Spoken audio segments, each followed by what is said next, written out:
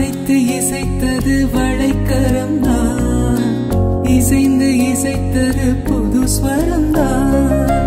சிரித்த சிரிப்பொலி சிலம்பொலிதான், கழுத்தில் இருப்பது வலம்புரிதான்.